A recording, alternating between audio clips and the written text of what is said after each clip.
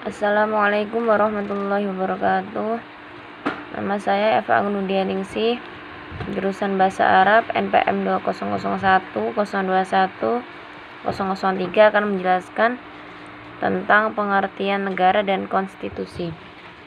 Negara adalah suatu wilayah di permukaan bumi yang kekuasaannya baik politik, militer, ekonomi, sosial maupun budayanya diatur oleh pemerintah yang berada di wilayah tersebut.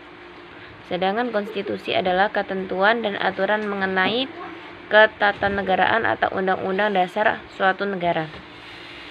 Dan secara umum, negara dan konstitusi merupakan dua lembaga yang tidak dapat dipisahkan satu sama lain. Konstitusi merupakan hukum dasarnya suatu negara. Dasar-dasar penyelenggaraan bernegara didasarkan pada konstitusi sebagai hukum dasar.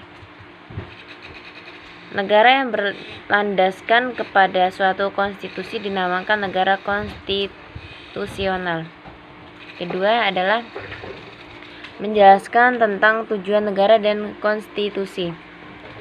Tujuan dibuatnya negara yaitu memiliki tujuan utama untuk memajukan kesusilaan manusia baik sebagai individu maupun kelompok. Hal ini untuk membentuk manusia yang beradab, beretika, dan bermoral. Untuk mencapai tujuan tersebut, negara harus menegakkan seperangkat nilai yang wajib dipatuhi oleh seluruh warganya. Sedangkan tujuan dibuatnya konstitusi itu adalah untuk mengatur jalannya kekuasaan dengan jalan membatasinya melalui aturan untuk menghindari terjadinya kesewenangan yang dilakukan penguasa terhadap rakyatnya, serta memberikan arahan kepada penguasa untuk mewujudkan tujuan negara. Dan menurut Heinrich Marx bahwa konstitusi berfungsi menjawab berbagai persoalan pokok negara dan masyarakat. Ketiga adalah saya akan menjelaskan tentang bentuk negara dan pemerintahan negara. Bentuk suatu negara itu dapat dibedakan menjadi dua, yaitu negara kesatuan dan serikat federal. Bentuk pemerintahan dapat dibedakan menjadi beberapa jenis, yaitu autokrasi, oligarki, monarki, dan republik. Dan terakhir adalah saya akan menjelaskan tentang konstitusi di Indonesia.